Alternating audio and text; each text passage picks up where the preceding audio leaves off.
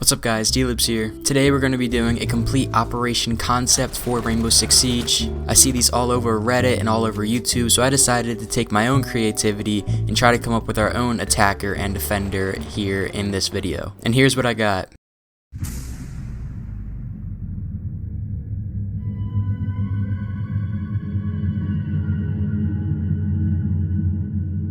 Operation Blank Stare. Coming from the Philippines, these are our first Filipino operators that we have in the game, which is kind of surprising. We will be having one attacker and one defender. The attacker's name is Paka, and the defender's name is Makita. We're going to look at Paka first. Now, I apologize if I am mispronouncing this. I'm trying my best here, but Paka is short for Pakagambala, which means distraction in Filipino, and that's kind of what Paka is all about. She's sort of like an alibi on attack. Her ability is an acoustic decoy device, or ADD for short. Basically, she can activate a drone that only she can navigate to anywhere on the map. It's not active during the preparation phase, obviously, but during the action phase, it will be active. When she detonates it, it will make loud footstep noises and occasional gunshot sounds as well, and it's exclusively auditory, meaning it differs from Alibi, where it's not like a hologram or anything, it's literally just the noises that are being emitted from this drone. The drone is the size of a Twitch drone, so it's a little bit bigger than your standard one. It is fully susceptible to bullets pre-activation and during the activation. It's not like the Flores drones, but you can hide it anywhere with it being the size of a Twitch drone, so you want to hide it well. She starts off the round with 3 drones, and each drone will be destroyed after one singular use to try to keep her balanced. One use lasts about 12 seconds, and it can be mute jammered and can be detected by Solus's scanner, obviously. I'm trying my best to kind of show a bit of a concept on screen now with what I have in custom games. The idea of it sort of stems from Call of Duty, where you can use your decoy noises, where it sort of just has all these crackling gunshot noises, and it can really draw the opponent's attention elsewhere. I feel like that was really lacking here on attack,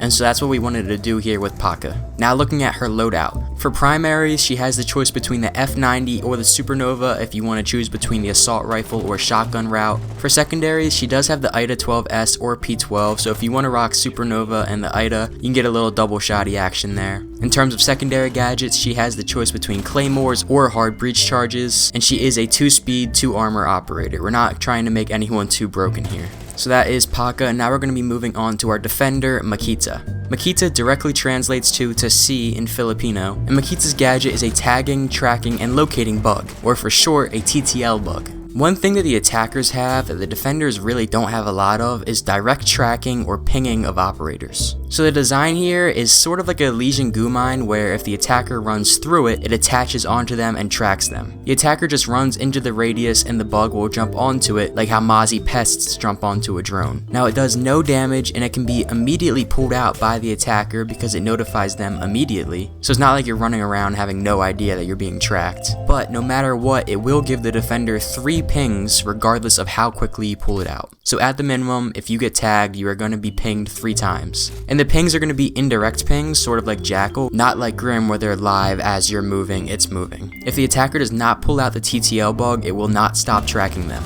I think of the animation as being different, but in similar length to the animation when you pull out a goo mine. So there's a few second delay, you want to get out of harm's way to be able to pull it out first. So pretty much if that TTL bug is still attached to you after 3 pings go off, you will continue to be pinged until you take it out. I don't know if I made that totally clear. Now Makita only gets 2 of these because, there's a reason there aren't any direct tracking operators on defense, it's just overpowered. And speaking of, since this operator is a bit overpowered, we had to give him a bit of a weak loadout. He has the choice between the PO F9, which in case you don't know is Sense's gun, or the M249 if you want to take the safer LMG approach. His only secondary option is going to be the P12, we're not giving him any secondary shotgun option, and he has the choice between barbed wire or bulletproof camera for secondary gadgets. And again, he is a 2-speed, 2-armor operator, we're not trying to make him crazy or anything. And for the map, I didn't put much thought in, but maybe something in the slums or the back streets of Manila, similar to like a favela style of map.